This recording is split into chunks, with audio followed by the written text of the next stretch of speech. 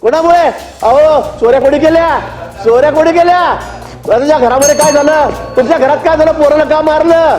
का तोडगाळ केलं? का तोडगाळ केलं? मी तर म्हटलं नार्को टेस्ट करा. सरकारमधलेच मी म्हटलं की तुम्ही उपोषण केलं, विरोधी पक्षनेते असताना आनंदाची गोष्ट आहे ना. मीच तुमचं उपोषण सोडलं मुंडे साहेबांना बोलून. तुमचे माझे पायच धरत होते, माझ्या पाय धरत होते, माझं उपोषण सोडवा, माझं उपोषण सोडवा. 10 दिवस झाले कोणी येत नाही, कोणी विचारायला तयार नाही. मुंडे साहेबांना उपोषण सुटले. तुम्हाला जर आरोप या ठिकाणी करायचे, सरकार तुमचं आहे. सरकारच्या मधलं तुम्ही म्हटलं सीबीआय कडून चौकशी करा, आणखी कुणाकडून चौकशी करा. नाथा भाऊचा काही संबंध असेल तर ते बाहेर येईल. नुसते आरोप करायचे, नुसते खोटे नाटे गुन्हे दाखल करायचे, ईडी सारखा गुन्हा माझ्यावर दाखल करायला तुम्हाला काय अर्थ वाढायचा का? उभं राहिला कोणता प्रकल्प बुलढाण्याला उभा राहिला, कोणता प्रकल्प आमच्या खानदेशमध्ये उभा राहिला, कोणता प्रकल्प आमच्या विदर्भामध्ये उभा राहिला? मला ते सांगत ना की IT प्रकल्पांच्या संदर्भामध्ये पुणे पुढे गेलं तसं नागपूर का पुढे जात नाही? त्याला तर काही पाणी लागत नाही, त्याला तर काही बाकीच्या वस्तीला जळगावला का प्रकल्प झाले नाही?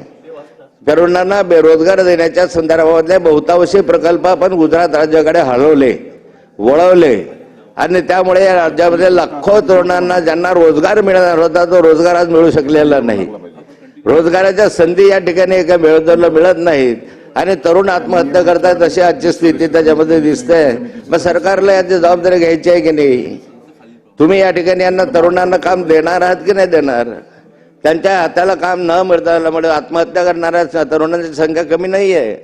या रोजगार मिळण्याच्या संधीसाठी माझा सरकारला बघा, या पुढच्या कालखंडामध्ये पुणे मुंबई वगळा आणि छत्रपती संभाजीनगर असेल, जळगाव असेल, नागपूरच्या अविकसित भागांमध्ये उद्योग येतील याची काळजी घ्या. अविकसित भागांमध्ये उद्योग आला तर त्या ठिकाणी रोजगार होईल. MIDCच्या घोषणा केल्या जातात, MIDC स्थापनही केल्या जातात, पण MIDC मध्ये उद्योग आले पाहिजेत ना. त्या ठिकाणी उद्योग यायला तयार नाही. जामखेडला MIDC करा, पुणे मुंबईच्या जवळ आहे तर कदाचित त्या ठिकाणी एखादा उद्योग येईल. मुक्ताईनगरचं काय, विदर्भाचं काय? इतक्या वर्षानंतर खानदेशचा अनुशेष भरला जात नाही, विदर्भाचा अनुशेष भरला जात नाही. अनुशेषावर कोणी बोलायला तयार नाही. दरेकर साहेबांचा सिंचनाच्या संदर्भामध्ये साऱ्या व्यवस्था केल्या, मी मान्य करेल. तुम्ही घोषणा केल्या हे मान्य करेल. नळगंगा ते पैनगंगा प्रकल्पाची घोषणा तुम्ही केली, मराठवाडा वॉटर ग्रीडच्या संदर्भातल्या घोषणा केल्या. प्रत्यक्ष काय? प्रत्यक्ष नळगंगा ते वैनगंगा प्रकल्प, वैनगंगा, नळगंगा आणि पैनगंगा या प्रकल्पाच्या संदर्भामध्ये सर्वेक्षणला तरी पैसे आहेत का? या ठिकाणी मोठ्या प्रमाणावर तुम्ही सिंचनाच्या घोषणा करत असताना मराठवाड्यामध्ये जे प्रकल्प केले ते पूर्वी केले. अध्यक्ष महोदय, आपल्याला माहित आहे की आपल्या मतदारसंघामध्ये जो आपला मतदारसंघ होता जामखेड, कर्जत वगैरे, हाच मतदारसंघ दुष्काळानं हे झालेला होता आणि अशा दुष्काळी प्रांतामध्ये पाणी आणण्याचं काम त्या कालखंडात मी केलं. माझ्या कालखंडामध्ये पाणी आपल्या मतदारसंघामध्ये कुकडीचा कालवा त्या कालखंडामध्ये आला. मला म्हणतात सांगायचं की याच्या नंतरच्या कालखंडामध्ये सिंचनाचं क्षेत्र किती वाढलं. या सिंचनाचं क्षेत्र वाढण्याची टक्केवारी सरकारनं दिली पाहिजे का निव्वळ घोषणा करायच्या? प्रत्यक्ष सिंचनने तापी सिंचन विकास महामंडळाच्या संदर्भामध्ये मी सांगेल की 20 वर्षापूर्वी 25 वर्षापूर्वी तापी सिंचन विकास महामंडळाची स्थापना झाली 97 साली. त्याच्यामध्ये मोठ्या मोठ्या प्रकल्पांना आम्ही मान्यता दिली. ते मान्यता दिली असताना किती प्रकल्प आजपर्यंत पूर्ण झालेत, किती प्रकल्पांपर्यंत शेतीला पाणी गेलं. माझं म्हणणं की लाडकी बहीण योजना तयार करायची 46,000 कोटी रुपये त्यासाठी आपण खर्च करणार. सरकार आलं लाडकी बहिणीचं अभिनंदन अशा घोषणा करणार किंवा अभिनंदन करणार, आनंदाची बाब आहे. लाडकी बहीण काही सावत्र बहिणीसारखे नाही आमच्या दृष्टिकोनात. पण ज्यावेळेला लाडकी बहिणीसाठी 46,000 कोटी रुपये एका वर्षाला तुम्ही खर्च करू शकता, हे 46,000 कोटी जर आणखी सिंचनाच्या प्रकल्पावर खर्च झाले असते तर कदाचित 46,000 हेक्टर जमीन सिंचनाखाली आली असते ना. 46,000 हेक्टर जमिनीने खाली आले असते. शेतकऱ्याच्या शेतमाला त्या ठिकाणी शेती समृद्ध झाली असती. आज शेतकऱ्याची काय स्थिती आहे, काय कृषी क्षेत्रामध्ये चाललेलं आहे, कोणता माल मिळतो शेतकऱ्याला? कापसाला भाव नाही, सोयाबीनला भाव नाही. व अशा ठिकाणी शेतकऱ्याला कुठल्याही प्रकारे शेती परवडत नाही अशी स्थिती आहे. अवर्षणामध्ये गेले, प्रवाहामध्ये गेले, अतिवृष्टीमध्ये गेले, मेले ठार गेले. किती शेतकऱ्यांना अवर्षण प्रवाहाचा किंवा अति पावसाळा झाला त्यामुळे आपण पैशाची मदत केली. कापसाला भाव देण्याच्या संदर्भामध्ये माननीय एक मंत्री जे नेहमी इकडून तिकडून करतात, तसे सुजान सर्वज्ञ सगळे मंत्री जे त्याच्यापैकी एक मंत्री आमच्या जळगाव जिल्ह्यामध्ये 7 दिवस 10 दिवस उपोषणाला बसला होता त्या कालखंडात 10 वर्षापूर्वी, की कापसाला त्या ठिकाणी भाव मिळाला पाहिजे. आतापर्यंत 6,000 रुपये का नाही भाव मिळत, आपला 10,000 रुपये का भाव येत नाही, 12,000 रुपये का भाव येत नाही. एक 4 वर्षापूर्वी कापसाला 12,000 रुपये भाव होता. 4 वर्षापूर्वी 12,000 रुपये भाव होता. आज तोच भाव 6,000वर का आला कापसाला. मग काय कापसाचे भाव कमी झाले, आपल्या कापसाला लागणारा उत्पादन खर्च कमी झालाय का? कापसाला लागणारा उत्पादन खर्च एका बाजूला मोठ्या प्रमाणावर वाढतो आहे आणि कापसाचे भाव दिवसेंदिवस कमी होत आहे. अशी विचित्र स्थिती कापसाकडे आलेली आहे. सोयाबीनची तशी स्थिती आहे, तूरची तशी स्थिती आहे. माझी विनंती राहणार आहे की सार्वत्रिक ज्या ज्या ठिकाणी मागणी असेल त्या ठिकाणी कापूस खरेदी केंद्र CCIच्या माध्यमातून खरेदी केंद्र सुरू झाले पाहिजे. आमच्या मुक्ताईनगरला CCI केंद्राची आम्ही मागणी केलेली आहे. ते खरेदी केंद्र सुरू करण्यासाठी राज्य सरकारने शिफारस केली पाहिजे. CCIचा भाव 7,500 रुपयेपर्यंत आहे, जो चांगल्या कापसाचा आहे, ग्रेडेड कापूस त्याला बनतो. तर किमान त्या ठिकाणी चांगल्या कापसाला 7,500 रुपयाचा भाव मिळू शकेल. पण तो CCIचे केंद्र जे आहेत त्या CCIचे केंद्र सुद्धा या ठिकाणी उघडले जात नाहीत अध्यक्ष महोदय. मग CCIचे केंद्र उघडण्याच्या संदर्भात राज्य सरकारची भूमिका काय आहे, केंद्र सरकारकडे आग्रह धरण्याच्या संदर्भामध्ये काय सरकारला सूचना करणार अध्यक्ष महोदय. सभापती महोदय काय नाही, मी ऐकत होतो भाषण सन्मान्य सदस्यांचं. सन्मान्य सदस्य रेतीबद्दल काही बोलत होते. जळगाव जिल्ह्यात तिकडे काहीतरी चाललंय. तर रेतीचं स्मगलर कोण आमच्या जिल्ह्यामध्ये? इथे सड्रे नावाचा एक PI त्यांनी स्वतः आत्महत्या केली. कुणामुळे केली? कोण खंडणी मागत होते त्यावेळेला? हे नाव समोर आले ना. त्याच्या बायकोला जाऊन पैसे देऊन बिचारे त्या माणसानं दाबण्याचा प्रयत्न केला गेला. त्यांना काहीतरी आम्ही दाखवलं गेलं. त्याच्यामुळे ते नाव ज्यांनी लिहून ठेवली चिठ्ठी दाबण्यात आली. कोणी केलंय? कोणाचा उपक्रम होता सगळ्या रेतीचा? आणि रेतीचा स्मगलर आमच्याकडे कोण आहे? म्हणजे इथे तिकडे हे धंदे करायचे, निचून बोलायचं, तर हे कुठल्या याच्यामध्ये बसतं, नियमात बसतं? सगळ्या जिल्ह्याला माहित आहे, सगळी दप्तरी नोंद आहे. कोण करतं इथे? कोण दलाल्या करतं रेतीच्या? कोण टकाच्या टका उलट्या करतं? कोणाच्या टका चालतात? आणि कोण हे धंदे करतं? तुम्हाला प्रश्न विचारायचा आहे का उत्तर द्यायचं? इथे रेतीची स्मगलिंग कोण करतं आमच्याकडे? अख्ख्या जळगाव जिल्ह्याला माहित आहे. कोण धंदा करता रेतीचा तिथे? सड्रे नावाचा PI बिचारा त्याला ब्लॅकमेल करून खंडण्या त्याला मागून त्याने आत्महत्या करून घेतली. आत्महत्या केली त्यांनी. काय आत्महत्या केली? नाही मला बोला, तुम्ही तुमचं बोलले ना रेतीचं कापसाचं, मला सांगता ना तुम्ही. उपोषणाला बसलो, मला सांगू द्या ना काय धंदे केले यांनी. हा बांगड्या? काय बांगड्या? आता झालं तोंड काढा एवढं. आता काय राहिलं बांगड्या? भोगता ना एवढा बांगड्या. काय त्यावेळेला घरी जाऊन पैसे देऊन करायचे नाशिकला जाऊन? खाली बसा मंत्री महोदय समजलंय तुमचं, बसा खाली. हा सचिन आहे, काय म्हणणं तुमचं? सचिन आहे. सभापती महोदय, हरकतीचा मुद्दा आहे. सन्मान्य मंत्रींना काय बोलायचं असेल तो त्यांचा बोलण्याचा अधिकार आहे. पण सन्मान्य सदस्य बोलताय ना, तर मला माहिती पाहिजे पॉइंट ऑफ प्रोसिजर कुठच्या ह्याच्यात बोलतायत ते. रिप्लाय सुरू झालाय का?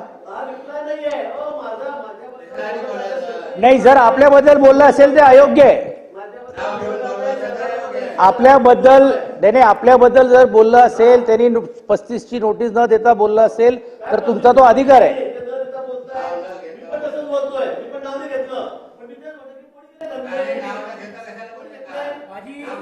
बसा मंत्री महोदय, खाली बसा.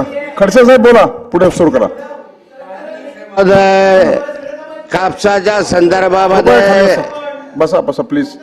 कापसाला भाव देण्याच्या वाळूच्या संदर्भामध्ये मी बोललो अध्यक्ष महोदय. वाळूच्या संदर्भात वाळू माफिया संपूर्ण महाराष्ट्रभर इतिहासातलं नाही आहे. आणि जळगाव जिल्ह्यामध्ये ज्या वाळू माफियांचं काल प्रकरण घडलं, वाळू माफियांच्या प्रकरण ज्या घडत आहेत, प्रकरण कुणाचा हात आहे? सरकार 5 वर्ष झाले तुमचं होतं. सरकार वाळू माफियांवर का कारवाई करत नाही? का बांगड्या घातल्यात का सरकारने? वाळू माफियांच्या संदर्भात तुम्ही काय बांगड्या घातल्यात का? कारवाई करता येत नाही कलेक्टरला तुम्हाला? अरे अध्यक्ष महोदय, कापसाला का भाव देता येत नाही? ज्यावेळेस मोठ्या घोषणा करतात तर कापसाला का सरकारला भाव देता येत नाही? आज कापसासाठी शेतकरी मरायला लागलेला आहे. आणि याने केलं परवा दिवशी तुम्ही आरोप केला. आपण या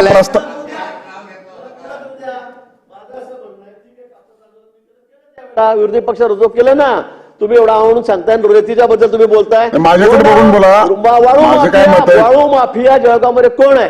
सदरे नावाच्या पियाने आत्महत्या केली, सुसाईड केली.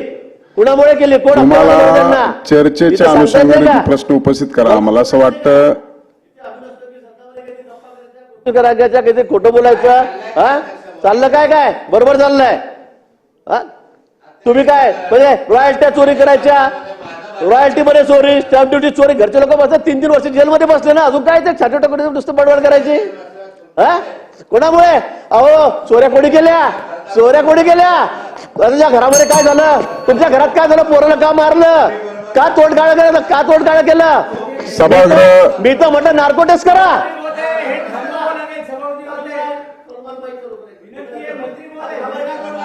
माईक सगळे बंद करा.